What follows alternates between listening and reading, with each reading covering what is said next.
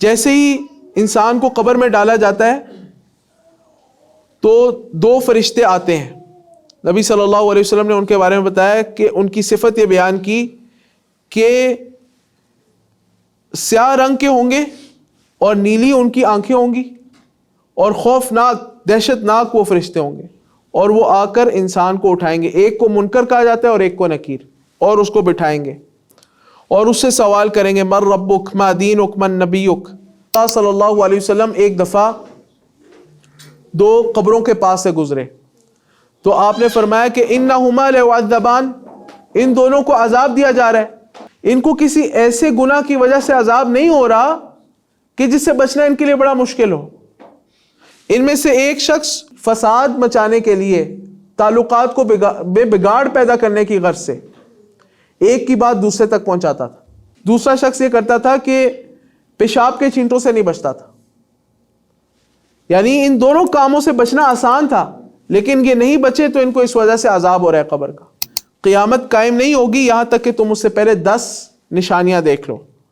فذکر الدخان, دھواں آئے گا, والدجال, اور دجال آئے گا, والدابہ, ایک جانور نکلے گا زمین سے کہ وہ کافر اور مومنوں میں ان کے ماتھوں کے اوپر مہر لگاتا جائے گا. ونزول عیسی ابن مریم, اور عیسیٰ ابن مریم علیہ السلام کا نازل ہونا. وَيَأْجُوجَ وَمَأْجُوج, اور یأجوج اور مأجوج کا نکلنا. رب العالمین والصلاة والسلام علی رسول اللہ الامین نبینا محمد وعلی آلہ وصحبہ الطیبین الطاہرین. اما بعد. اللہ سبحانہ و تعالیٰ کی توفیق اور اللہ سبحانہ و تعالیٰ کے فضل سے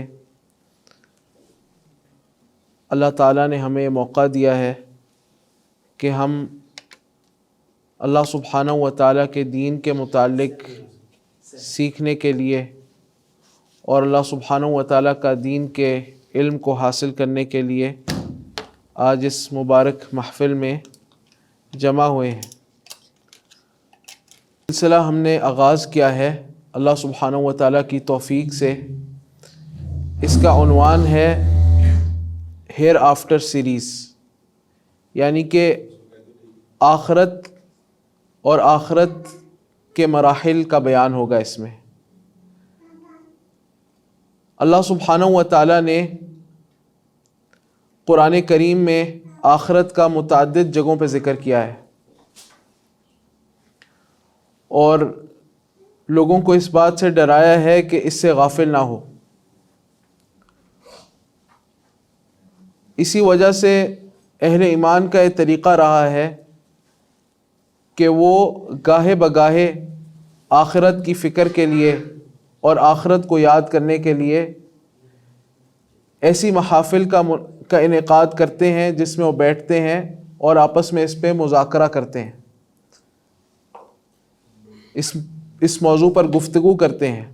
یہ اہل ایمان کی مجالس کا ایک خاص موضوع ہے, آخرت اور اس کی تیاری.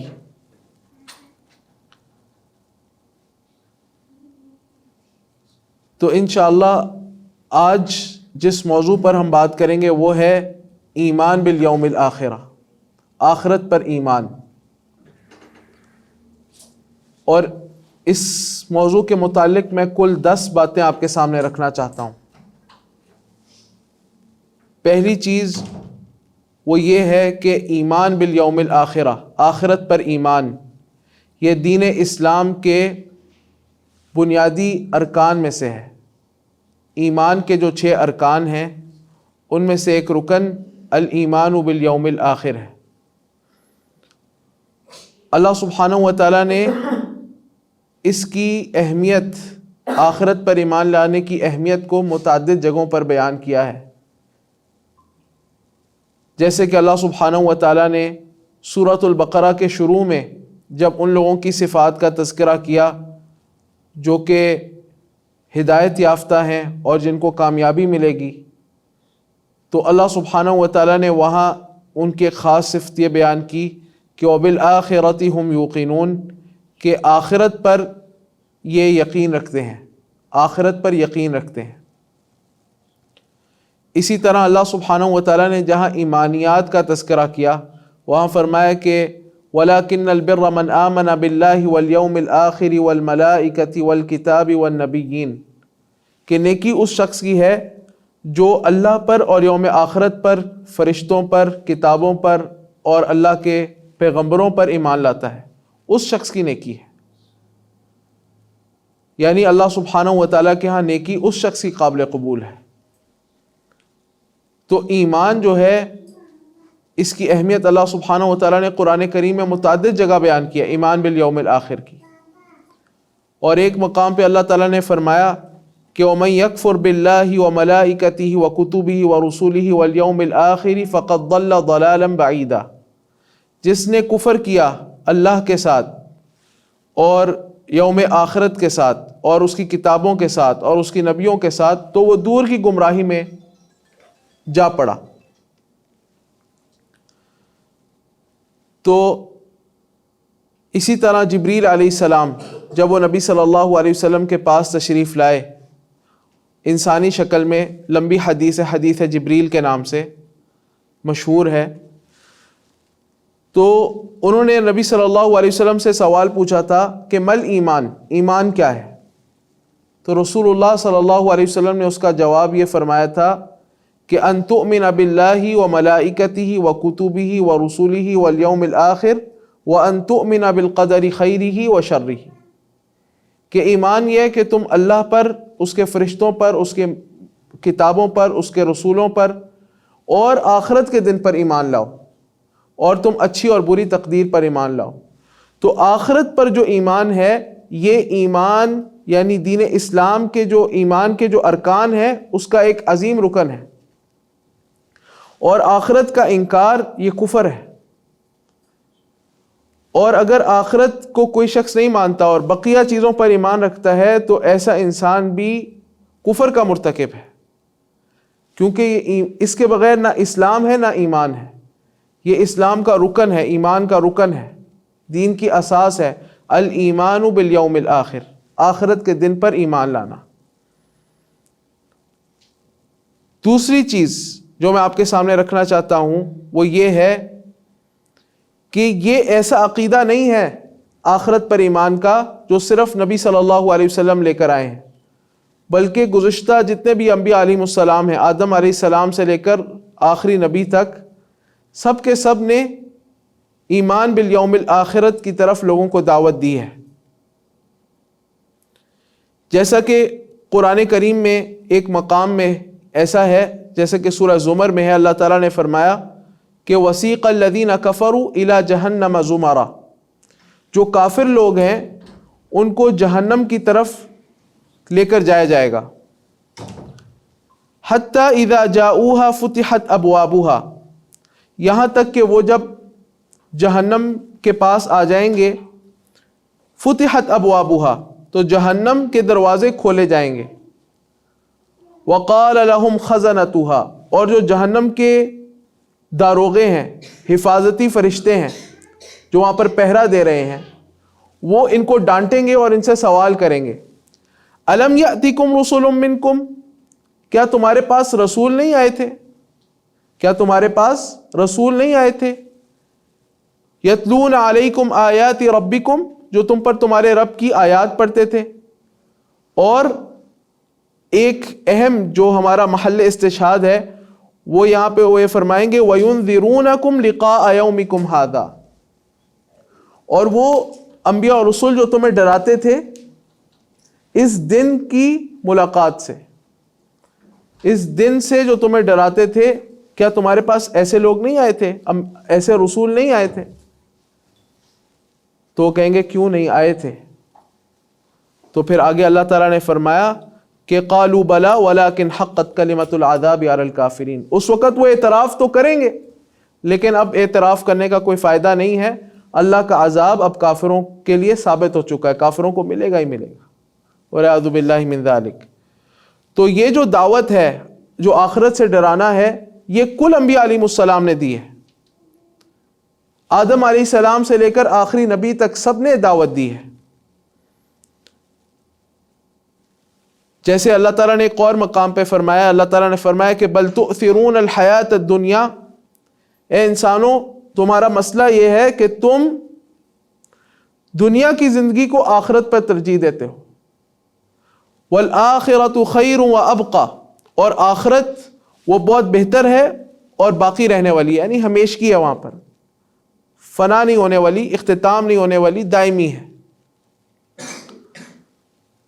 اور پھر اس کے بارے میں فرمائے کہ یہ جو قانون ہے کہ آخرت بہت بہتر ہے دنیا سے اور دائمی ہے، ان ھذا لفی الصحف الاولی، یہ تو صرف قرآن میں نہیں ہے، یہ گزشتہ صحیفوں میں بھی ہے.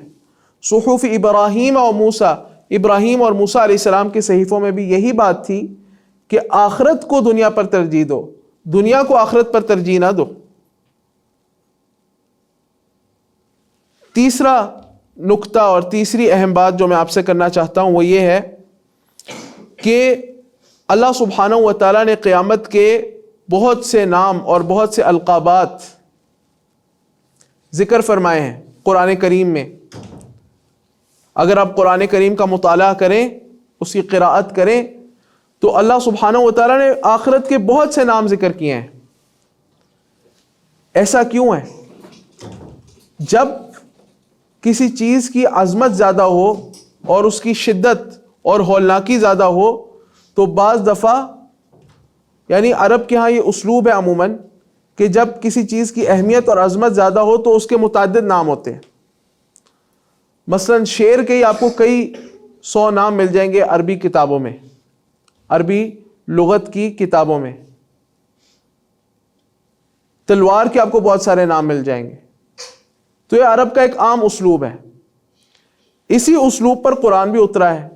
تو قرآن نے قیامت کی عظمت کو ظاہر کرنے کے لیے اور اس کی ہولناکی اور اس کی شدت کو ظاہر کرنے کے لیے اس کے بہت سارے نام ذکر کیے ہیں. مثلا یوم القیامہ، قیامت کا دن، یعنی وہ دن جس دن لوگ اللہ کے سامنے کھڑے ہوں گے. یوم یقوم الناس لرب العالمین، جس دن لوگ اللہ رب العالمین کے سامنے کھڑے ہوں گے. اور کہیں پر اللہ تعالیٰ نے اس کو کہا الساعہ، گھڑی، یعنی خطرناک گھڑی، عظیم گھڑی، عظیم وقت. کہیں پہ اس کو کہا ہے الطامۃ الکبریٰ، بہت بڑی آفت. کہیں پر اللہ سبحانہ و تعالیٰ نے اس کو کہا ہے یوم عظیم، کہیں پر کہا ہے یوم عسیر. اس کے عذاب کے بارے میں کہا ہے عذاب عظیم، عذاب علیم، عذاب مہین، یعنی متعدد نام ہیں. الحاقہ، القاریہ، یہ تمام نام اس دن کی ہولناکی اور اس کی شدت پر دلالت کرتے ہیں کہ آسان دن نہیں ہے، سخت ترین دن ہوگا. علی الکافرین غیر یسیر، کافروں پر تو بہت مشکل دن ہوگا یہ. اللہ سبحانہ و تعالی ہمیں اس کی ہولناکیوں سے، اس کی شدت سے محفوظ رکھے. چوتھی بات جو میں آپ کے سامنے ذکر کرنا چاہتا ہوں وہ یہ ہے کہ ایمان بالیوم الآخرت کے تعلق سے اہل ایمان کے بھی 2 درجات ہیں اور کافر جو اس کو نہیں مانتے، جو اس کا کفر کرتے ہیں، ان کے بھی 2 درجات ہیں. جو ماننے والے ہیں ان کا پہلا درجہ وہ ہے محض تصدیق کا. جس طرح کے عام مسلمان ہیں اس وقت، سلف کے دور کی بات نہیں کر رہا، اس وقت ہمارے زمانے میں جس طرح عام مسلمان ہیں کہ یعنی دین سے اتنی رغبت نہیں ہے لیکن آخرت کو مانتے ہیں، یہ وہ کم سے کم درجہ ہے کہ اگر کوئی آخرت کو مانتا ہو تو یہ بندہ مسلمان ہے. لیکن ایک ہے کامل درجہ، وہ ہے التصدیق الراسخ، آخرت کا یقین ہو، آخرت کا استحضار ہو. یہ وہ درجہ ہے جس سے انسان کے اندر تبدیلی آتی ہے، انسان کا عمل تبدیل ہوتا ہے، اس کا اخلاق تبدیل ہوتا ہے، اس کا لوگوں کے ساتھ رویہ معاملہ وہ تبدیل ہوتا ہے جب آخرت کا استحضار ہو.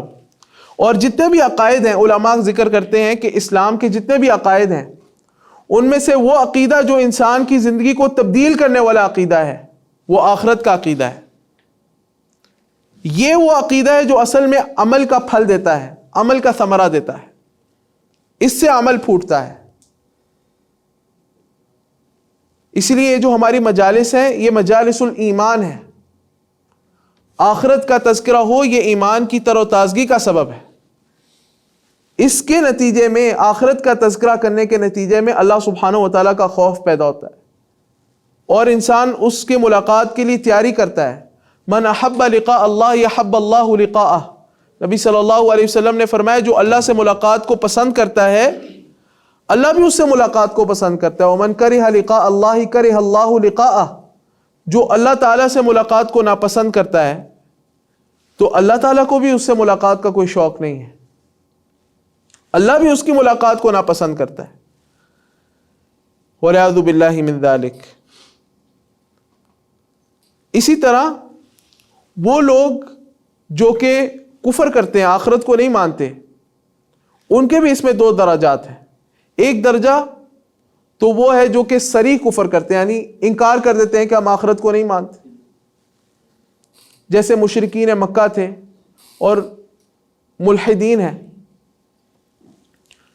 اور دوسرا درجہ وہ ہے کہ آخرت کے بارے میں جو وارد تفاصیل ہیں ان کا انکار کرتے ہیں۔ مثال کے طور پر عذاب قبر کا انکار کرنا، یا مثال کے طور پر روح کا انکار کرنا، روح کی حقیقت کا انکار کرنا، یا آخرت میں وزن اعمال کا انکار کرنا، یا جنت اور جہنم کا انکار کر دینا، یا جنت اور جہنم کی جو تفاصیل نبی صلی اللہ علیہ وسلم نے بیان کیا ان کا انکار کر دینا۔ تو یہ دو درجوں پر ہے۔ پانچویں بات جو میں آپ کے سامنے ذکر کرنا چاہتا ہوں اور بہت اہم بات ہے، وہ یہ ہے کہ ایمان بالیوم الآخر یہ غیبی چیز ہے، امر غیبی، غیبی معاملہ ہے۔ ویسے تو کل ایمانیات غیبی امور سے تعلق رکھتے ہیں، یعنی آپ یہ سمجھیں کہ ایک بڑا دائرہ ہے ایمان بالغیب کا، ایمان بالغیب کا ایک بڑا دائرہ ہے۔ غیب سمجھتے ہیں؟ یعنی وہ جو نظر نہیں آتا آنکھوں سے، جس کو ہم اپنے حس اور اپنے حواس سے اس کا ادراک نہیں کر سکتے، اس کو جان نہیں سکتے، اس کو کہتے ہیں غیب۔ تو اہل ایمان کے بارے میں کہا کہ الذین یؤمنون بالغیب، سورۃ البقرہ کے شروع میں، کہ متقین لوگ وہ ہیں جو کہ غیب پر ایمان رکھتے ہیں۔ تو ایک بڑا دائرہ ہے۔ پھر اس کے اندر ایمان کے سارے ارکان ہیں، ایمان باللہ بھی ایمان بالغیب ہے، ایمان بالملائکہ بھی ایمان بالغیب ہے، ایمان بالرسل بھی ایمان بالغیب ہے، ایمان بالکتب بھی ایمان بالغیب ہے۔ آپ کے ذہن میں اشکال پیدا ہو سکتا ہے کہ قرآن کریم تو ہمارے سامنے ہے، تو پھر یہ ایمان بالغیب کیسے ہے؟ تو اس کا جواب یہ ہے کہ قرآن ہمارے سامنے ہے لیکن وہ تو ایک کتاب کی حیثیت سے ہے۔ اس کتاب کا کتاب اللہ ہونا یہ تو غیب ہے نا، اس کتاب کا کتاب اللہ ہونا تو غیب ہے، تو یہ ایمان بالغیب ہے۔ جی ہاں جی، وہ ایمان جو کتابوں کے بارے میں بتایا، ایمان لینا، آئی تھنک جو پچھلے کتابیں آئی وہ بھی اس میں شامل ہے، وہ بھی اس میں شامل ہے۔ یعنی جو تورات ہے، جو انجیل ہے، زبور ہے، وہ تو ہم نے نہیں دیکھی، تو وہ بھی ایمان بالغیب ہے۔ خود قرآن کریم پر جو ہمارا ایمان ہے، ایمان بالغیب ہے، کیونکہ قرآن کریم پہ ہمارا ایمان کیا ہے؟ یہ ہے کہ ایک کلام اللہ ہے جو اللہ نے اپنے آخری رسول محمد صلی اللہ علیہ وسلم پر نازل کیا ہے، تو یہ کلام اللہ ہے، اس کا کلام اللہ ماننا یہ ہمارے لیے غیب ہے۔ اسی طرح یوم آخرت پر ایمان، یہ ایمان بالغیب ہے۔ تو اب جب یہ غیبی چیز ہے تو اس کا مطلب یہ ہے کہ ایمان بالآخرت میں عقل کا کوئی دخل نہیں ہے، کیونکہ غیب کا ادراک ہم اپنی عقل، اپنی رائے سے نہیں کر سکتے۔ اس کا مطلب یہ ہے کہ اس میں عقل کا کوئی دخل نہیں ہے، یعنی آخرت کی جو تفصیلات ہیں وہ آپ اپنی عقل سے نہیں جان سکتے، یا اپنی قیاس آرائی سے، اپنی رائے زنی سے آپ ان تفاصیل کا ادراک نہیں کر سکتے۔ نتیجہ یہ نکلے گا کہ جب یہ غیبی معاملہ ہے تو اس کی ساری تفاصیل وہ وہی پر موقوف ہے، وہی سے پتہ چلیں گی کہ آخرت کے کیا کیا مراحل ہیں، ان کی تفاصیل کیا کیا ہیں، وہ ساری کی ساری وہی سے پتہ چلیں گی۔ اور وہی کیا ہے؟ کتاب اور سنت، نبی صلی اللہ علیہ وسلم کی صحیح احادیث اور قرآن کریم، یہ وہی ہے۔ چھٹی بات، قرآن کریم نے آخرت کے اس بات کے لیے بہت سارے عقلی استدلالات پیش کیے ہیں. ان میں سے میں صرف 2 آپ کے سامنے ذکر کرتا ہوں. بہت سارے ہیں, آپ قرآن کریم پڑھیں گے تو انشاءاللہ آپ ان کو جانیں گے انشاءاللہ, لیکن 2 استدلالات میں آپ کے سامنے ذکر کرنا چاہتا ہوں. پہلا استدلال وہ یہ ہے کہ اللہ سبحانہ و تعالیٰ نے یہ ذکر کیا ہے کہ جب اللہ سبحانہ و تعالیٰ ایک بڑی چیز کی قدرت رکھتا ہے تو چھوٹی چیز کی قدرت تو بالاولا رکھے گا. ہاں, جب اللہ سبحانہ و تعالیٰ ایک بڑی چیز کی قدرت رکھتا ہے تو چھوٹی چیز کی قدرت تو اس کے پاس بالاولا ہے. جیسے مثال کے طور پر اگر ایک کمپنی ہے جو بہت بڑی بڑی بلڈنگز بنا سکتی ہے اور بناتی ہے, تو کیا وہ ایک چھوٹا سا گھر نہیں بنا سکتی؟ بنا سکتی ہے. ٹھیک ہے, تو یہ اللہ سبحانہ و تعالیٰ نے بیان کیا کہ لَخَلْقُ السَّمَاوَاتِ وَالْأَرْضِ أَكْبَرُ مِنْ خَلْقِ النَّاسِ. اللہ تعالیٰ نے فرمایا کہ آسمانوں کا اور زمین کا پیدا کرنا یہ لوگوں کے پیدا کرنے سے بڑا ہے. یعنی میں نے آسمان اور زمین کو پیدا کیا تو میں لوگوں کو پیدا نہیں کر سکتا دوبارہ. اسی طرح ایک اور جگہ اللہ تعالیٰ نے فرمایا کہ اولم يروا ان اللہ الذي خلق السماوات والارض قادر على ان يخلق مثلهم. کیا نہیں دیکھتے کہ وہ اللہ جس نے آسمانوں اور زمین کو پیدا کیا ہے وہ اس بات پر قادر ہے کہ وہ ان جیسی مخلوق کو پیدا کر سکتا ہے. یعنی جس نے آسمانوں اور زمین کو پیدا کیا, کیا وہ انسان کو دوبارہ پیدا نہیں کر سکتا؟ کر سکتا. دوسری دلیل, دوسرا استدلال جو اللہ سبحانہ و تعالیٰ نے قرآن کریم میں پیش کیا آخرت کے اس بات پر, وہ یہ ہے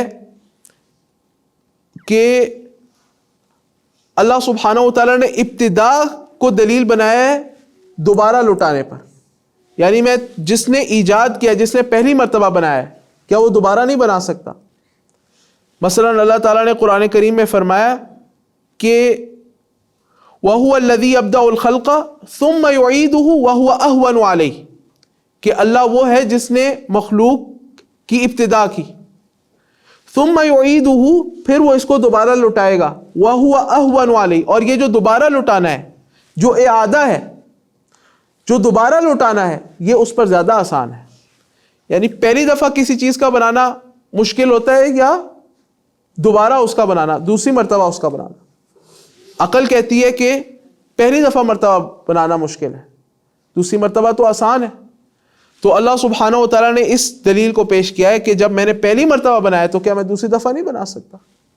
ایک اور مقام پہ اللہ تعالیٰ نے کہا کہ وَضَرَبَ لَنَا مَثَلًا وَنَسِيَ خَلْقَهُ, یہ ہمارے لیے مثالیں پیش کرتے ہیں اور اپنی مخلوق کو, اپنی تخلیق کو بھول جاتے ہیں. وَنَسِيَ خَلْقَهُ, اور اپنی تخلیق کو بھول جاتا ہے. قال, اعتراض یہ کرتا ہے, مَن يُحْيِي الْعِظَامَ وَهِيَ رَمِيمٌ, کون ہڈیوں کو زندہ کرے گا جبکہ وہ مٹی ہو چکی ہوں گی؟ اللہ تعالیٰ نے فرمایا قُلْ يُحْيِيهَا الَّذِي أَنشَأَهَا أَوَّلَ مَرَّةٍ. یہ دلیل ہے. اللہ تعالیٰ نے فرمایا کہ آپ کہہ دیجئے اے نبی صلی اللہ علیہ وسلم, اس کو دوبارہ زندہ وہ کرے گا جس نے اس کو پہلی مرتبہ بنایا ہے.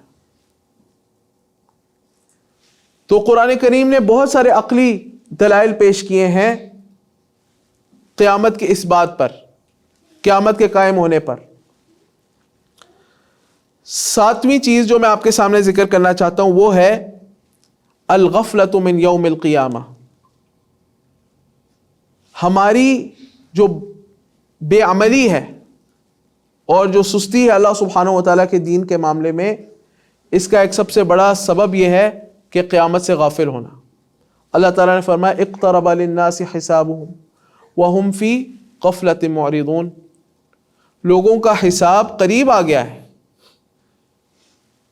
یعنی قریب ہے نا, جب انسان کی موت واقع ہو تو اس کی قیامت قائم ہے. من مات فقد قامت قیامتہ, موت کو قیامت صغریٰ کہا گیا ہے, تو جس کی موت آ گئی تو اس کی قیامت قائم ہے. اور اللہ سبحانہ و تعالیٰ نے ان لوگوں کے بارے میں بہت سخت بات کیا قرآن کریم میں جو آخرت کو بھول جاتے ہیں, اور یہ اللہ سبحانہ و تعالیٰ نے کافروں کا وصف بیان کیا. اہل ایمان کا وصف ہی نہیں ہے کہ وہ آخرت کو بھول جائیں. اللہ تعالیٰ نے فرمایا ایک مقام پہ کہ وقیل الیوم ننساکم کما نسیتم لقاء یومکم ھذا، جب کافروں کو اللہ تعالیٰ جہنم میں ڈال دے گا ابد الآباد کے لیے، تو اللہ سبحانہ و تعالیٰ ان سے خطاب کرے گا اور ان سے بات کہی جائے گی، الیوم ننساکم، اللہ سبحانہ و تعالیٰ کافروں سے براہ راست خطاب نہیں کرے گا جہنم میں داخل ہونے کے بعد، یعنی اللہ سبحانہ و تعالیٰ ان کو یہ بات سنائے گا، الیوم ننساکم، آج ہم تمہیں بلا دیں گے، آج ہم تمہیں بلا دیں گے۔ نسیان کا معنی یہاں پہ چھوڑ دینا، ہم تمہیں چھوڑ دیں گے، یعنی تمہیں کوئی یاد نہیں کریں گے۔ الیوم ننساکم، کیوں؟ کما نسیتم لقاء یومکم ھذا، جیسے تم اس دن کی ملاقات کو دنیا میں بھول گئے تھے، کوئی فکر نہیں تھی، اپنی زندگی میں مگن تھے، تم زندہ ہوئے، تمہیں میں نے زندگی دی، تمہیں ماں باپ دیے، کھانے پینے کے لیے رزق دیا، ہاں کام دیا، دنیا میں تم نے محنت کی، ایک عمر دی، اولاد دی، بیوی دی، پیسے دیے، تم نے زندگی میں دنیا میں ایک وقت گزارا، لیکن تم نے سب کچھ کیا، اس دن کی ملاقات کو تم بھول گئے۔ الیوم ننساکم، اسی طرح آج ہم بھی تمہیں بھول ڈالیں، والعیاذ باللہ من ذالک۔ تو آخرت سے غافل ہونا یہ ہر برائی کی اساس ہے۔ 8ویں بات وہ یہ ہے کہ قیامت کی علامات ہیں، قیامت کی علامات ہیں۔ اللہ سبحانہ و تعالیٰ نے قیامت کی کچھ علامات رکھی ہیں، جیسے اس کو آپ مثال سے سمجھیں، جیسے مثال کے طور پر آپ سفر پہ جا رہے ہیں، تو راستے میں مثال کے طور پر موٹر وے پہ آپ جا رہے ہیں، تو راستے میں آپ کو جس جگہ پہ آپ نے جانا ہے راستے میں آتا رہتا ہے کہ اب اتنی دور رہے گی، اب اتنی دور رہے گی، اب 100 کلومیٹر دور ہے، اب 75 کلومیٹر دور ہے، آپ کو آہستہ آہستہ وہ علامات آتے رہتے ہیں۔ تو اللہ سبحانہ و تعالیٰ نے بھی قیامت کی علامات رکھی ہیں، کچھ چھوٹی علامات ہیں اور کچھ بڑی علامات ہیں۔ آخرت پر ایمان لانے سے قیامت کی علامات کا کیا تعلق ہے؟ اہل علم نے کہا کہ وَمِنَ الْإِيمَانِ بِالْيَوْمِ الْآخِرِ الْإِيمَانُ بِأَشْرَاطِ السَّاعَةِ، کہ قیامت کی علامات پر ایمان لانا یہ ایمان بالیوم الآخرت میں داخل ہے۔ انشاءاللہ آخرت کی جو علامات ہیں، قیامت کی جو علامات ہیں، اس پہ ہم مستقل درس رکھ سکتے ہیں، انشاءاللہ اس پہ الگ ایک سیریز رکھ سکتے ہیں، لیکن میں آپ کو اس موقع پر جو چیز بتانا چاہتا ہوں وہ یہ ہے کہ جو قیامت کی علامات ہیں وہ 2 طرح کی ہیں، ایک علامات صغرا اور ایک علامات کبرا۔ جو چھوٹی علامات ہیں یہ کچھ وہ ہیں جو کہ واقع ہو چکی ہیں، کچھ وہ ہیں جو واقع ہو رہی ہیں، حال میں واقع ہو رہی ہیں، اور کچھ وہ ہیں جو عنقریب واقع ہو جائیں گی۔ اور پھر علامات قیامت کچھ ہیں کبرا، بڑی، یہ 10 ہیں، اور یہ پے در پے واقع ہوں گی، اور ان کے وقوع کے بعد قیامت قائم ہو جائے گی۔ اب اس میں ایک حدیث میں آپ کو سنانا چاہتا ہوں، صحیح مسلم میں صحابی بیان کرتے ہیں کہ اطلع النبی صلی اللہ علیہ وسلم علینا ونحن نتذاکر، نبی صلی اللہ علیہ وسلم نے ایک موقع پر ہم پر جھانکا اور ہم مسجد نبی میں بیٹھے، نتذاکر، علم کی باتیں کر رہے تھے، اور یہ صحابہ کرام کا معمول تھا، آپس میں بیٹھ کے مذاکرہ علمی کیا کرتے تھے، دین کے بارے میں ایک دوسرے کو واعظ نصیحت کیا کرتے تھے، سیکھتے اور سکھاتے تھے۔ تو نبی صلی اللہ علیہ وسلم نے اپنے گھر کی کسی اونچی جگہ سے ان کو دیکھا، اور آپ صلی اللہ علیہ وسلم نے ان سے وہاں سے سوال کیا، ما تذکرون، تم کس چیز کو یاد کر رہے ہو؟ تو انہوں نے کہا نذکر الساعہ، ہم آخرت کو، قیامت کو یاد کر رہے ہیں۔ اس سے پتہ چلتا ہے کہ یہ جو مجالس ہیں یہ مجالس السنہ ہے، یہ صحابہ کرام مجالس السلف ایسی ہویا کرتی تھیں، وہ آخرت کو بیٹھ کر یاد کیا کرتے تھے۔ یہ جو ہیر آفٹر سیریز ہے یہ اسی سنت کا احیاء ہے۔ سلف ایسی مجلسیں منعقد کیا کرتے تھے جن میں بیٹھتے تھے اور آخرت کو یاد کرتے تھے. تو پھر رسول اللہ صلی اللہ علیہ وسلم نے فرمایا کہ انہا لن تقوم حتی تروا قبلها 10 آیات، قیامت قائم نہیں ہوگی یہاں تک کہ تم اس سے پہلے 10 نشانیاں دیکھ لو. پھر نبی صلی اللہ علیہ وسلم نے ذکر کیا فذکر الدخان، دھواں آئے گا، یعنی یہ دھواں آئے گا قیامت سے پہلے. اس میں کافروں کو تو سانس نہیں لیا جائے گا ان سے، اور جو اہل ایمان ہوں گے ان کو زکام جیسی کیفیت ہوگی. والدجال، اور دجال آئے گا. والدابہ، اور ایک زمین کا دابہ، ایک جانور نکلے گا زمین سے، جس کے بارے میں ایسا آتا ہے روایات میں کہ وہ کافر اور مومنوں میں ان کے ماتھوں کے اوپر مہر لگاتا جائے گا. جو کافر ہے اس کے ماتھے پر مہر لکھے گی کافر، اور جو مومن ہے اس کے ماتھے پر مہر لگے گی مومن. وطلوع الشمس من مغربها، اور سورج کا طلوع ہونا سورج کے غروب ہونے کی جگہ سے، یعنی مغرب سے سورج کا طلوع ہونا. ونزول عیسی ابن مریم، اور عیسیٰ ابن مریم علیہ السلام کا نازل ہونا. ویأجوج و مأجوج، اور یأجوج اور مأجوج کا نکلنا. وثلاث خسوف، اور 3 خسف ہوں گے. خسف یعنی زمین میں دھنس جانے کو کہتے ہیں. ایسے 3 خسف ہوں گے. خسف بالمشرق وخسف بالمغرب وخسف بجزیرۃ العرب، ایک مشرق میں ہوگا، ایک مغرب میں ہوگا، ایک جزیرہ عرب میں ہوگا. پھر آپ نے فرمایا وآخر ذالک، اور آخری جو نشانی ہوگی وہ یہ ہوگی کہ نار تخرج من الیمن تطرد الناس الی محشرہم، ایک آگ ہوگی جو یمن سے نکلے گی اور لوگوں کو ارض محشر کی طرف لے کر جائے گی. 9ویں بات جو میں آپ کے سامنے ذکر کرنا چاہتا ہوں وہ یہ ہے کہ جو آخرت کے مراحل ہیں وہ اجمال کے ساتھ آپ کے سامنے بیان کرنا چاہتا ہوں. اجمال یعنی سمرائز طور پہ رکھتا ہوں، تفصیل سے انشاءاللہ وہ ہم ایک ایک کر کے بیان کریں گے. سب سے پہلے اس چیز کو سمجھیں کہ اللہ سبحانہ و تعالیٰ نے ایک یہ دار الدنیا ہے، دنیا کا دار ہے، دنیا کا گھر ہے، پھر ایک برزخی حیات ہے، اور پھر ایک اخروی حیات ہے. یا یوں کہہ لیں ایک حیات الدنیاویہ ہے، ایک حیات البرزخیہ ہے، اور پھر ایک حیات الاخرویہ ہے. ایک دنیاوی حیات، ایک برزخی حیات، اور ایک آخرت کی زندگی. اب جو دنیاوی زندگی ہے اس کا اختتام ہوتا ہے موت سے. اس کا اختتام ہوتا ہے موت سے. یعنی پہلے ہم عدم تھے، آپ اور میں، ہماری حقیقت یہ ہے کہ ہم عدم تھے، ہمارا کوئی وجود نہیں تھا. پھر ہم نطفے کی صورت میں آئے، پھر یہ نطفہ علقہ بنا، علقہ مضغہ بنا، یعنی گوشت کا ایک ٹکڑا بنا، اور پھر روح پھونکی گئی ہم میں، اور پھر ہم نے ایک وقت اپنے ماں کے پیٹ میں گزارا، اور پھر ہم اس دار الدنیا، دنیا کے اندر آ گئے. پھر یہ دنیا کا مرحلہ چلتا ہے یہاں تک کہ موت واقع ہو جاتی ہے. تو موت کا آنا یہ دنیا کی زندگی کا اختتام ہے. اس کے بعد،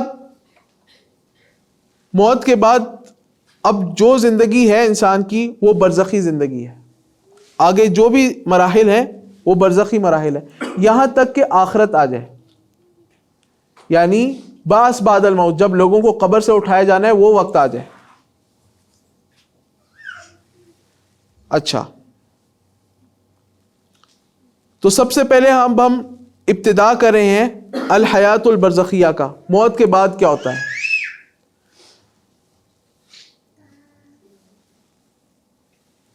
برزخی زندگی کے بارے میں یہ بات جان لیں کہ برزخی زندگی کا ابتدا ہے موت سے، اور اس کی انتہا ہے بعث بعد الموت سے، جب آخرت میں لوگوں کو قبروں سے اٹھایا جائے گا اور زندہ کیا جائے گا میدان محشر میں، وہاں پر اس کا اینڈ ہے. برزخی زندگی کا یہ جو اس کی حدود ہیں وہ میں نے آپ کو بتائی.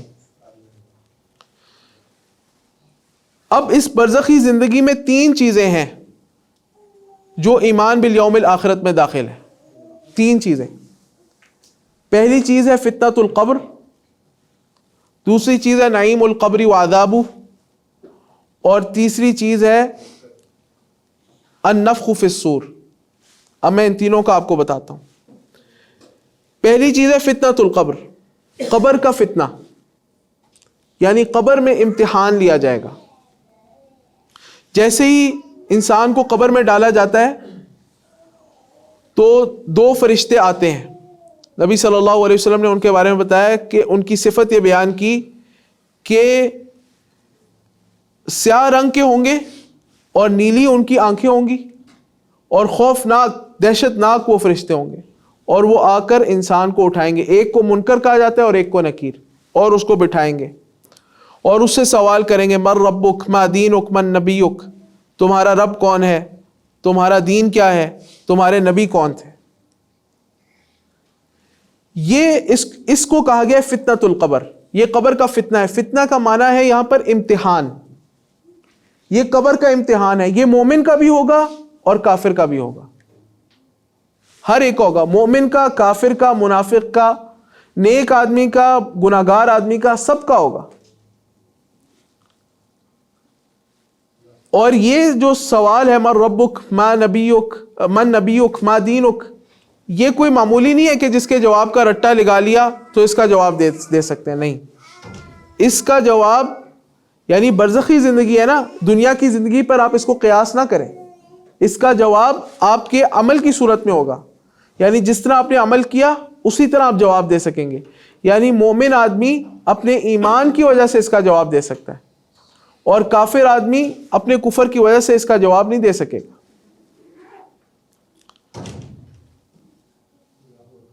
اس کے بعد مرحلہ آتا ہے، اچھا اب یہ جو پہلا مرحلہ ہے فتنۃ القبر،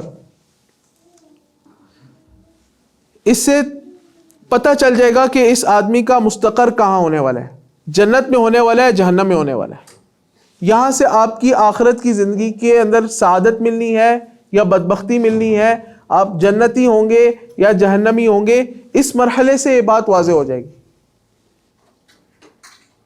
قبر کے امتحان سے. اسی وجہ سے نبی صلی اللہ علیہ وسلم اس سے پناہ مانگا کرتے تھے، اللہم انی اعوذ بک من فتنۃ القبر، اے اللہ میں تیری پناہ میں آتا ہوں قبر کے امتحان سے. دوسرا مرحلہ ہے قبر کا عذاب اور قبر کی نعمت.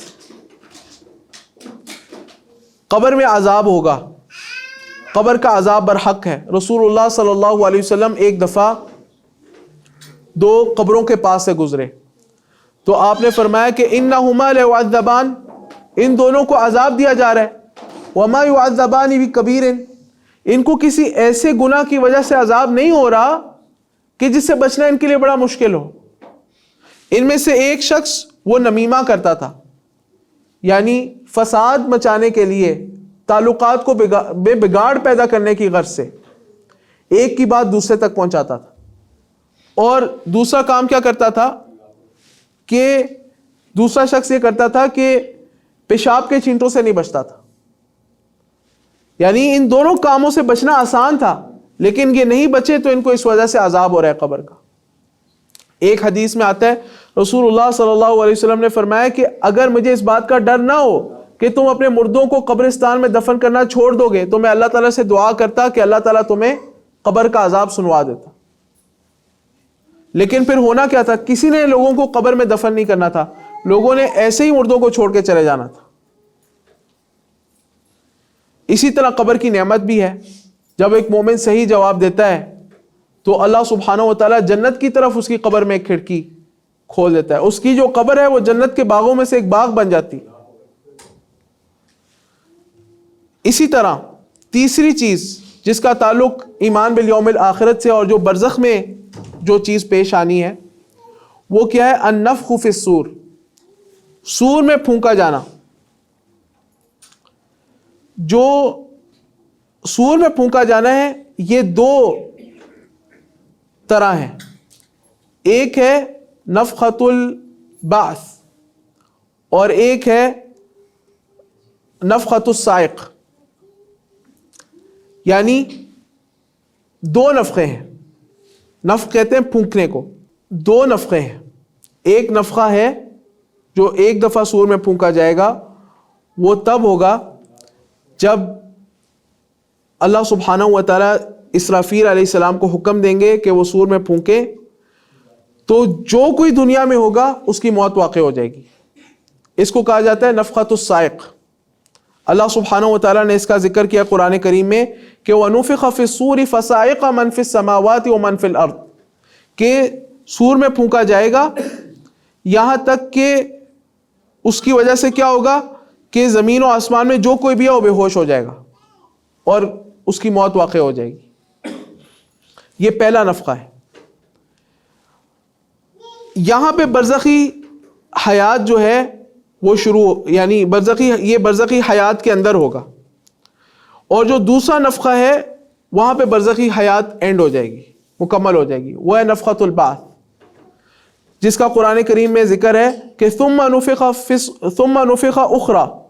اللہ تعالیٰ نے فرمایا کہ ثم نفخ فیہ اخرى فاذا هم قیام ینظرون، پھر اس سور میں دوبارہ پھونکا جائے گا تو لوگ اپنی قبروں سے اٹھیں گے اور ینظرون، وہ دیکھ رہے ہوں گے کہ اللہ سبحانہ و تعالیٰ ان کے ساتھ کیا معاملہ کرتا ہے. تو یہ دوسرا مرحلہ ہے. تو دو نفخے ہیں، ایک پہلا نفخہ جس سے دنیا میں جو کوئی ہے وہ بے ہوش ہو کے گر جائے گا اور اس کی موت واقع ہو جائے گی، اور دوسرا نفخہ جو جب اسرافیل علیہ السلام سور میں پھونکیں گے تو پھر لوگ اپنی قبروں سے زندہ ہو جائیں گے میدان محشر میں. یہ جو نفخۃ البعث ہے اس سے اب اخروی زندگی کی ابتدا ہوگی، اور پھر اخروی زندگی کے جو مراحل ہیں وہ یہ ہیں. سب سے پہلے بعث بعد الموت، قبر سے دوبارہ لوگوں کا جی اٹھنا. اللہ تعالیٰ نے قرآن کریم میں فرمایا کہ زعم الذین کفروا ان لن یبعثوا، کافر لوگ یہ گمان کرتے ہیں کہ وہ نہیں اٹھائے جائیں گے. قل بلا وربی لتبعثن ثم لتنبؤن بما عملتم وذلك علی اللہ یسیر. آپ کہہ دیجئے اے نبی صلی اللہ علیہ وسلم، کیوں نہیں میرے رب کی قسم، تم ضرور اٹھائے جاؤ گے. لتبعثن، تم ضرور اٹھائے جاؤ گے. ثم لتنبؤن بما عملتم، پھر تمہیں ضرور اس بات کی خبر دی جائے گی جو تم نے عمل کیا. وذلك علی اللہ یسیر، اور یہ اللہ سبحانہ و تعالیٰ پر بہت آسان ہے. اسی طرح اس کے بعد دوسرا مرحلہ ہے، وہ ہے میدان محشر میں جمع ہونا. اللہ سبحانہ و تعالیٰ تمام مخلوق کو میدان محشر میں جمع کرے گا، حتیٰ کہ جانوروں کو بھی، چوپایوں کو بھی، ہر ایک مخلوق کو اللہ سبحانہ و تعالیٰ میدان محشر میں جمع کرے گا. اللہ تعالیٰ نے فرمایا کہ وَحَشَرْنَاهُمْ، اور ہم ان کو جمع کریں گے، فَلَمْ نُغَادِرْ مِنْهُمْ أَحَدًا، اور ان میں سے کسی ایک کو نہیں چھوڑیں گے. اور اللہ تعالیٰ نے چوپایوں کے بارے میں، وحشی جانوروں کے بارے میں فرمایا کہ وَإِذَا الْوُحُوشُ حُشِرَتْ، کہ جب وحشی جانوروں کو بھی جمع کر لیا جائے گا. تو نبی صلی اللہ علیہ وسلم نے اس کی صفت یہ بیان فرمائی کہ جب انسان کو میدان محشر میں جمع کیا جائے گا تو آپ نے فرمایا کہ تحشرون حفاة عراة غرلا، تمہیں اس حال میں اٹھایا جائے گا میدان محشر میں کہ تم حفاتن، تمہارے پیر میں جوتی نہیں ہوگی، اور عراتن، تمہارے جسم پر لباس نہیں ہوگا، غرلن، بے ختنہ ہوگے، غیر مختون انسان کو اٹھایا جائے گا. تو عائشہ رضی اللہ تعالی عنہا نے نبی صلی اللہ علیہ وسلم سے سوال کیا کہ یا رسول اللہ، وہاں پہ مرد اور عورتیں ایک دوسرے کی طرف نہیں دیکھیں گی؟ تو نبی صلی اللہ علیہ وسلم نے فرمایا الامر اشد من ذلک، اے عائشہ اس وقت کا جو معاملہ ہوگا وہ بہت ہی خطرناک ہوگا، لوگوں کا کسی کا ایک دوسرے کی طرف دھیان نہیں جائے گا. کفار کے جو میدان محشر میں جمع ہونے کی ان کی جو صورت ہوگی وہ اللہ تعالیٰ نے اس طرح بیان کی کہ وَنَحْشُرُهُمْ يَوْمَ الْقِيَامَةِ عَلَى وُجُوهِهِمْ عُمْيًا وَبُكْمًا وَصُمًّا، ہم میدان محشر میں کفار کو جمع کریں گے، ان کے چہروں پر وہ سیدھے نہیں چل کے آئیں گے، الٹے چل کر آئیں گے، کیونکہ دنیا میں وہ سیدھے نہیں چلے، الٹے چلے ہیں. آخرت میں بھی ان کو اللہ سبحانہ و تعالیٰ ان کے چہروں کے بل اٹھائے گا. تو صحابہ کرام نے اللہ کے رسول صلی اللہ علیہ وسلم سے سوال کیا، صحابہ کرام نے ایک ایک چیز کے بارے میں سوال کیا ہے. سوال کیا کہ یا رسول اللہ صلی اللہ علیہ وسلم وہ الٹے کیسے چلیں گے؟ تو نبی صلی اللہ علیہ وسلم نے اس کا جواب یہ دیا کہ وہ اللہ جو دنیا میں پیروں پر چلانے پر قادر ہے، کیا وہ آخرت میں سر کے بل چلانے پر قادر نہیں ہوگا؟ کیوں نہیں، وہ قادر ہے، وہ قدرت رکھتا ہے۔ اللہ سبحانہ و تعالیٰ ان کو سر کے بل چلائے گا۔ اور پھر اللہ تعالیٰ نے قرآن کریم فرمایا عمین و بکمن و سمن، نہ دیکھتے ہوں گے، نہ بولتے ہوں گے، اور نہ ہی سن سکتے ہوں گے۔ یعنی شروع کے مراحل میں ایسے ہے، لیکن جب جہنم کے قریب جائیں گے تو جہنم کی چیخوں کو، اس کی ہولناکیوں کو سنیں گے اور دیکھیں گے۔ اور پھر اہل ایمان کے بارے میں یہ ہے کہ میدان محشر میں ان کو بڑے عزت اور اکرام کے ساتھ، جس طرح مہمانوں کو لے جایا جاتا ہے اس طرح ان کو لے جایا جائے گا۔ اللہ تعالیٰ نے فرمایا کہ وَنَحْشُرُ الْمُتَّقِينَ إِلَى الرَّحْمَنِ وَفْدًا، جو متقی لوگ ہیں اللہ تعالیٰ ہمیں ان میں سے بنائے، ان کو رحمان کے سامنے پیش کیا جائے گا وفد کی صورت میں، جس طرح مہمانوں کو وفود کی صورت میں لے کے جایا جاتا ہے عزت اور اکرام کے ساتھ، اس طرح متقی لوگوں کو اللہ سبحانہ و تعالیٰ کے پاس حساب کے لیے لے کے جایا جائے گا۔ اس کے بعد اگلا مرحلہ آتا ہے شفاعت کا۔ میدان محشر کا جو منظر ہے اس کی ہولناکیاں انشاءاللہ تفصیل سے بیان کریں گے، لیکن وہاں پر سورج جو ہے وہ انتہائی قریب ہوگا اور لوگ اپنے پسینے میں ڈوبے ہوئے ہوں گے، کسی کا پیروں تک، کسی کا اس کے کندھوں تک، کوئی پورا اپنے پسینے میں غوطے کھا رہا ہوگا۔ انتہائی خطرناک مرحلہ ہے۔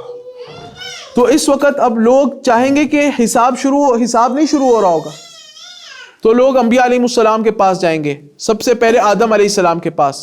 وہ انکار کر دیں گے، معذرت کریں گے کہ آج تمہارا رب اتنا غصے میں ہے جس آج سے پہلے کبھی اتنے غصے میں نہیں تمہارا رب آیا۔ اور پھر لوگ نوح علیہ السلام کے پاس جائیں گے، موسیٰ علیہ السلام کے پاس جائیں گے، ابراہیم علیہ السلام کے پاس جائیں گے، پھر موسیٰ علیہ السلام کے پاس، پھر عیسیٰ علیہ السلام کے پاس، پھر آخر میں محمد رسول اللہ صلی اللہ علیہ وسلم کے پاس آئیں اور آپ سے کہیں گے، سب معذرت کر لیں گے، نبی صلی اللہ علیہ وسلم کہیں گے انا لہا انا لہا، یہ میرے ہی لیے ہے، میں ہی یہ کام کر سکتا ہوں۔ پھر نبی صلی اللہ علیہ وسلم اللہ سبحانہ و تعالیٰ کے عرش کے نیچے جائیں گے، اور اللہ سبحانہ و تعالیٰ کے عرش کے نیچے جا کے آپ سجدے میں گر جائیں گے، اور نبی صلی اللہ علیہ وسلم نے فرمایا کہ میں اس وقت اللہ تعالیٰ کی وہ تعریف کروں گا جو میں آج نہیں کر سکتا۔ اور پھر اللہ سبحانہ و تعالیٰ نبی صلی اللہ علیہ وسلم کو کہیں گے ارفع رأسک، ارفع رأسک، اے نبی صلی اللہ علیہ وسلم آپ اپنے سر کو اٹھائیں، واشفع تشفع، سل تعطى، آپ سوال کریں آپ کو دیا جائے گا، جو آپ مانگیں گے آپ کی بات قبول کی جائے گی، آپ سفارش کریں آپ کی سفارش کو قبول کیا جائے گا۔ تو پھر نبی صلی اللہ علیہ وسلم سفارش کریں گے، یہ ہے شفاعت الکبریٰ جو نبی صلی اللہ علیہ وسلم کے ساتھ خاص ہے۔ اس کے علاوہ بھی آخرت میں سفارش ہے، شفاعت ہے، انشاءاللہ اس کا بیان تفصیلات میں آئے گا۔ اس کے بعد اگلا مرحلہ ہے نشر الصحف کا، نامہ اعمال سب کو ملیں گے، نامہ اعمال سب کو ملیں گے، جو اہل ایمان ہیں ان کو دائیں ہاتھ میں، اور جو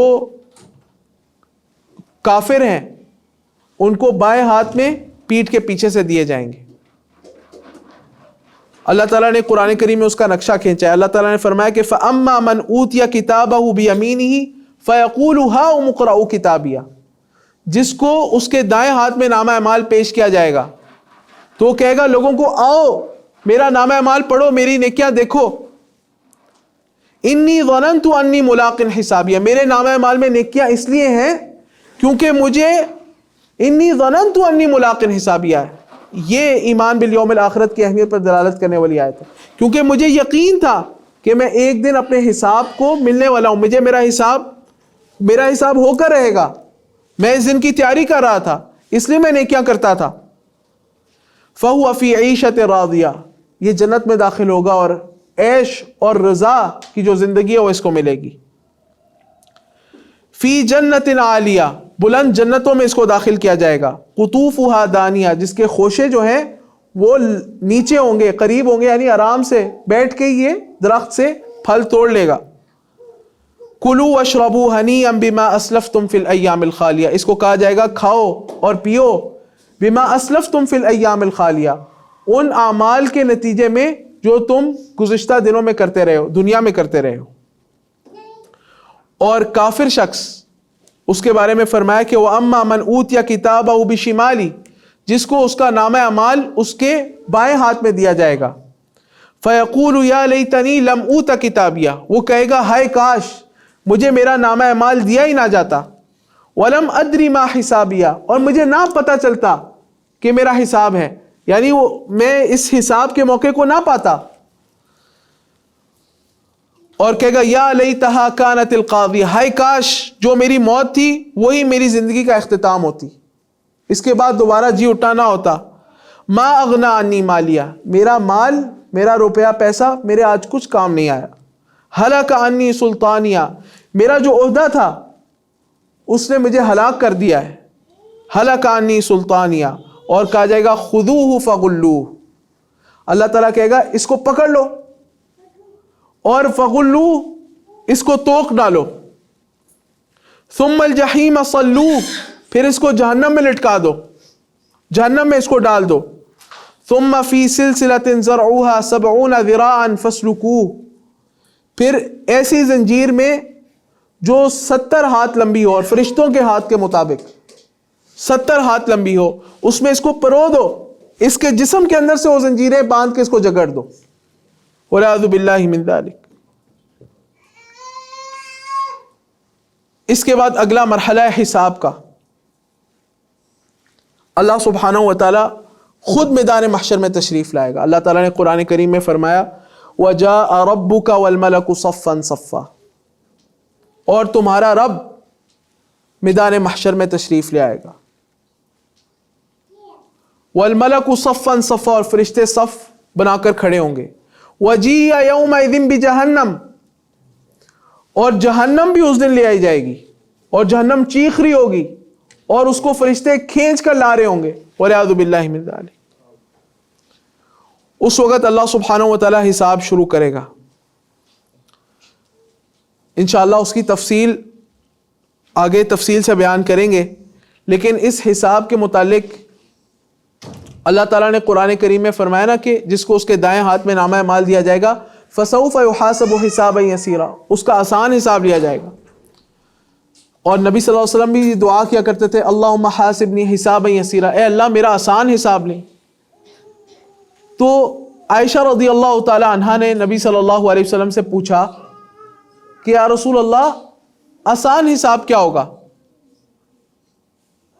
تو نبی صلی اللہ علیہ وسلم نے فرمایا کہ آپ نے فرمایا کہ ذالک العرض یعرضون، آسان حساب تو یہ ہے کہ اللہ سبحانہ و تعالیٰ نامہ اعمال پیش کرے گا کہ یہ تم نے کیا، اے میرے بندے میں نے تم پہ انعام کیا، تم نے ایسا کیا، تم نے یہ کیا، یہ کیا، یہ کیا، یہ گناہ تم سے ہوا، اور اللہ سبحانہ و تعالیٰ اس پہ پردہ ڈال دے گا۔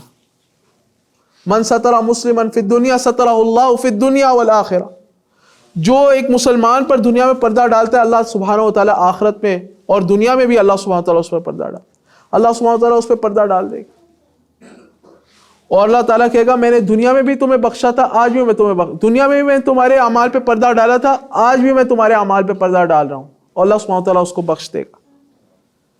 لیکن کافر کے بارے میں فرمایا نبی صلی اللہ علیہ وسلم نے اس کے بعد آگے فرمایا کہ وَمَن نُوقِشَ فَقَدْ عُذِّبَ، جس سے اللہ تعالیٰ نے یہ پوچھا نا کہ کیا ہے، اس نے اعتراف کیا اور یہ پوچھا کہ کیوں کیا ہے، نقاش ہو گیا، فَقَدْ عُذِّبَ، اس کو عذاب دیا جائے گا۔ اللہ سبحانہ و تعالیٰ ہمیں ان لوگوں میں سے بنائے جن پہ اللہ سبحانہ و تعالیٰ آخرت میں پردہ ڈالے۔ اس کے بعد اگلا مرحلہ ہے میزان کا، وزن اعمال کا۔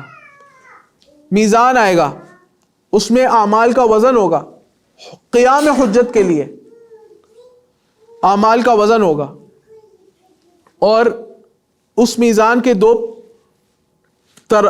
پلو ہوں گے، لہو کفتان، دو پلو ہوں گے اس کے۔ اور نبی صلی اللہ علیہ وسلم نے اور اللہ تعالیٰ نے قرآن کریم میں یہ بات ارشاد فرمائی، اللہ سبحانہ و تعالیٰ نے فرمایا کہ فَمَن يَعْمَلْ مِثْقَالَ ذَرَّةٍ خَيْرًا يَرَهُ، جس نے ایک، یعنی یہ میزان جو ہے نا یہ ایک ذرے کو بھی تولے گا، جس نے ایک ذرہ برابر بھی نیکی کی ہوگی وہ اس کو دیکھ لے گا. وَمَن يَعْمَلْ مِثْقَالَ ذَرَّةٍ شَرًّا يَرَهُ، جس نے ذرہ برابر شر کیا ہوگا، گناہ کیا ہوگا، وہ اس کو دیکھ لے گا. ہر چیز کو اس پہ تولا جائے گا، حتیٰ کہ اس پہ بندوں کو بھی تولا جائے گا. ایک موٹا کافر آئے گا اور اس کا وزن مچھر کے پر کے برابر بھی نہیں نکلے گا اس میزان پر. اور عبداللہ ابن مسعود رضی اللہ تعالیٰ عنہ کی پنڈلیوں کو دیکھ کر جب صحابہ کرام ایک دفعہ ہنسنے لگے تو نبی صلی اللہ علیہ وسلم نے فرمایا کہ یہ میزان میں احد پہاڑ سے زیادہ بھاری ہیں. نیک آدمی کو بھی تولا جائے گا، ایک آدمی کو بھی تولا جائے گا، شخص کو تولا جائے گا، چاہے مسلمان ہو یا کافر ہو، اس کو تولا جائے گا، اس کے اعمال کو بھی تولا جائے گا، اور نامہ اعمال کو بھی تولا جائے گا. نامہ اعمال کا بھی وزن ہوگا. ایک شخص، وہ حدیث بطاقہ جو مشہور ہے کہ جس شخص کے پاس کوئی نیکی نہیں ہوگی اور گناہوں سے اس کا نامہ اعمال بھرا ہوگا اور اس کا جو گناہوں والا ترازو ہے وہ بھر جائے گا، تو اللہ سبحانہ وتعالیٰ ایک کاغذ پہ صرف لا الہ الا اللہ لکھا ہوا اس کو دکھائیں گے کہ یہ تمہاری نیکی تھی. وہ اس کے نیکی والے پلڑے میں ڈالی جائے گی تو وہ بھاری ہو جائے گی، کیونکہ اس نے توحید کے لیے، اس کی توحید بڑی کامل ہوگی، اس کی توحید کے اندر کوئی ملاوٹ نہیں ہوگی شرک کی. اسی طرح ایک مرحلہ ہے اس کے بعد، وہ ہے الحوض، حوض کا مرحلہ. نبی صلی اللہ علیہ وسلم نے فرمایا کہ ہر نبی کے لیے حوض ہوگا، لیکن جو رسول اللہ صلی اللہ علیہ وسلم کا حوض ہوگا وہ سب سے افضل اور سب سے اعلیٰ ہوگا، جو اس امت کے نصیب میں آئے گا. اور آپ نے فرمایا کہ اس کا جو پانی ہوگا وہ دودھ سے زیادہ سفید، ایک روایت میں برف سے زیادہ سفید، اور شہد سے زیادہ میٹھا، احلا من العسل، شہد سے زیادہ میٹھا. اور آنیتہ کعدد النجوم، اس کے جو برتن ہوں گے جس سے پیا جائے گا، آسمان میں جتنے تاروں کا عدد ہے اس عدد کے برابر جو ہے وہ اس کے برتن ہوں گے جس سے پیا جائے گا. من شرب منہ شربتن، جس نے ایک دفعہ اس سے پی لیا تو لا اظمأ بعدہ ابدا، وہ اس کے بعد کبھی بھی پیاسا نہیں ہوگا، اس کو پانی کی حاجت نہیں ہوگی اس کے بعد. اس کے بعد مرحلہ آتا ہے، لیکن یہاں پہ حوض کے بارے میں ایک چیز بتاؤں، یہ حوض کوثر سے پانی وہی لوگ پئیں گے،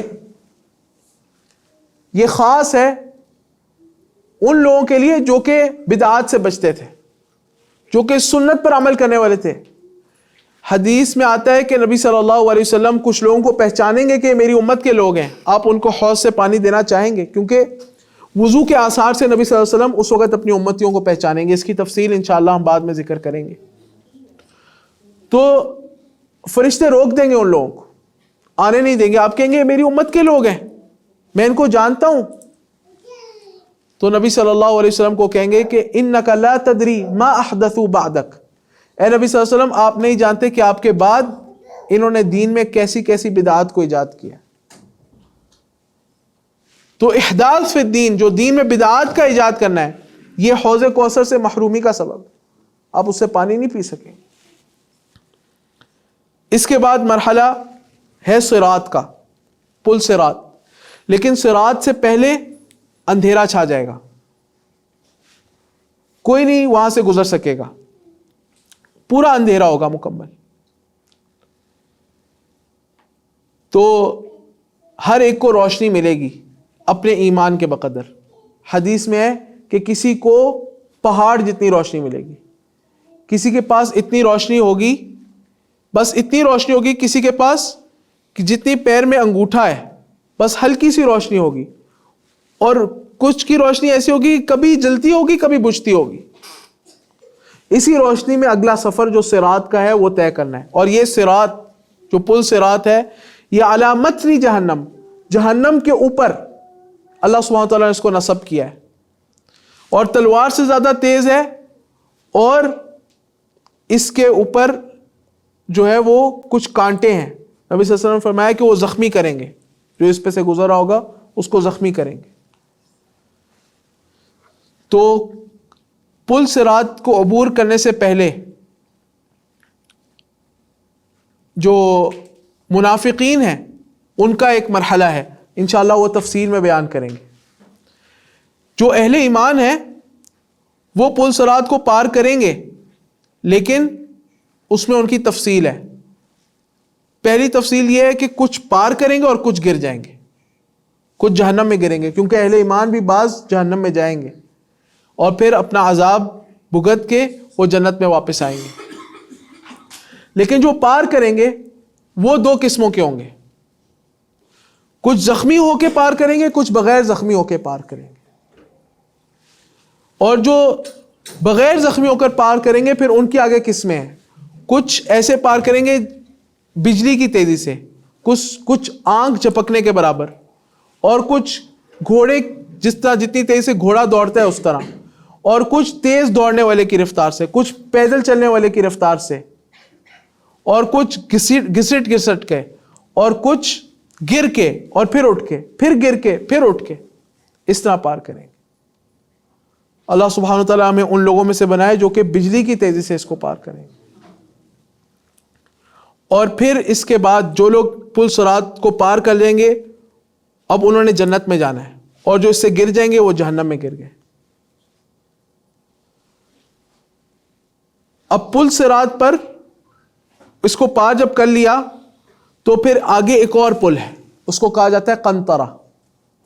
اس پل پہ لوگوں کو، اہل ایمان کو روک لیا جائے گا، اور تب ان کے جو آپس میں مظالم ہوں گے ان کی معافی تلافی ہوگی. کوئی دل میں ایک دوسرے کے لیے حسد، کینہ، کوئی بغض، کوئی نفرت ختم ہو جائے گی. یہاں پہ اس کا صفایا ہوگا. وَنَزَعْنَا مَا فِي صُدُورِهِم مِّن غِلٍّ. اللہ تعالیٰ نے فرمایا کہ ہم ان کے سینوں سے جو غل ہوگا، ایک دوسرے کے لیے بغض اور کینہ ہوگا، اس کو نکال لیں گے. ایک دوسرے کے لیے نفرت آ گئی ہوئی ہے اس کو ختم کر دیں گے، اور پھر ان کا جنت میں داخلہ ہوگا. اللہ سبحانہ و تعالیٰ ان کو جنت میں داخل کرے گا. پھر جنت میں سب سے بڑی نعمت جو اللہ سبحانہ و تعالیٰ اہل ایمان کو دے گا وہ کیا ہوگی؟ رؤیت اللہ عز وجل. اللہ سبحانہ و تعالیٰ کو دیکھیں گے. اتنی بڑی نعمت ہوگی جس کا تصور نہیں ہے، اتنی لذت آور نعمت ہے کہ جس کا کوئی تصور نہیں ہے. جنت کی تمام نعمتوں سے بڑی نعمت ہے. نبی صلی اللہ علیہ وسلم دعا کرتے ہیں اللہم انی اسألک لذت النظر الی وجہک. اے اللہ میں تیرے چہرے کو دیکھنے کی جو لذت ہے اللہ میں اس کا سوال کرتا ہوں. اللہ تعالیٰ نے قرآن کریم میں فرمایا کہ وجوہ یومئذ ناظرہ الی ربها ناظرہ. کچھ چہرے اس دن چمک رہے ہوں گے، وہ اپنے رب کو دیکھیں گے، وہ اپنے رب کی طرف دیکھ رہے ہوں گے، تو اللہ سبحانہ و تعالیٰ کا دیدار ہوگا. یہ سب سے بڑی نعمت ہے جو جنتیوں کو ملے گی. اور جو کافر ہیں اللہ سبحانہ و تعالیٰ ان کا ٹھکانہ جہنم کو بلائے گا. اور پھر ایک مرحلہ یہ آئے گا کہ اللہ سبحانہ و تعالیٰ اعلان کرے گا، جنتیوں کو بھی بلا لیا جائے گا، جہنمیوں کو بھی بلا لیا جائے گا، وہ دیکھ سکتے ہوں گے. اور ایک مقام پہ ایک مینڈے کو لایا جائے گا اور اس مینڈے کو ذبح کر دیا جائے گا اور کہا جائے گا یہ موت ہے، اور موت کو بھی موت آ جائے گی، ختم. اب جنتی ہمیشہ ہمیش جنت میں اور جہنمی ہمیشہ ہمیش جہنم میں. اللہ تعالی ہمیں اہل جنت میں سے بنائے اور اہل جہنم میں سے نہ بنائے. اللہم انا نسألک الجنہ، اللہم انا نسألک الجنہ، اللہم انا نسألک الجنة الفردوس. اللہم قنا من عذاب القبر ومن فتنة القبر ومن عذاب النار. وصلی اللہ وسلم علی نبینا محمد وعلى آلہ وصحبہ اجمعین، وباللہ تعالی التوفیق.